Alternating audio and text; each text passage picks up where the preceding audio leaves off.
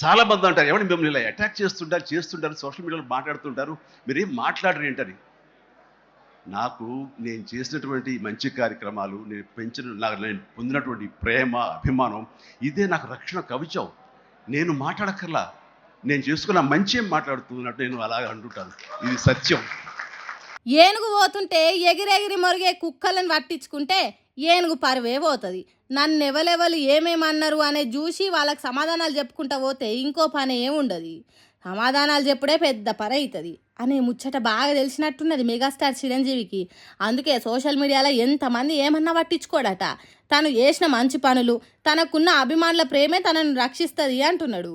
మరి ఇప్పుడు ఈ ట్రోలింగ్ ముచ్చట ఎందుకు మాట్లాడినానంటే, ఈ నడుమ డబల్ పెన్షన్లు తీసుకుంటున్న పెద్దోళ్ళు వీళ్ళు అని ఓ వీడియో తిరిగింది కదా సోషల్ మీడియాలో. దాంట్లో చిరంజీవి పేరు కూడా ఉన్నది. ప్రజారాజ్యం పార్టీ నుంచి ఎమ్మెల్యే గెలిచినందుకు రాష్ట్ర సర్కార్ పెన్షను, కాంగ్రెస్ పార్టీ నుంచి రాజ్యసభ సభ్యునిగా పార్లమెంట్ సభ్యుడు అయినందుకు సెంటర్ సర్కార్ పెన్షన్ తీసుకుంటున్నాడని అనే ముచ్చట చెప్పిండ్రు. మరి దానికి ఎందుకు సమాధానం చెప్తలేరని అడిగినరో, లేకుంటే ఇంకేదైనా ముచ్చట అడిగినరో చిరంజీవిని. కానీ దానికి ఫినిక్స్ ఫౌండేషన్ అనేటోళ్ళు పెట్టిన రక్తదాన కార్యానికి వచ్చిన మెగాస్టార్ గిట్లా సమాధానం చెప్పిండు. ఇక దీని మీద కూడా పొట్టు పొట్టు కామెంట్లు పెడుతుర్రు. సినిమా టికెట్ల రేట్లు పెంచుకునే దానికి ఎంతకైనా పోతారు. పార్టీ పెట్టి అభిమానులను ఆగం చేసిండ్రు.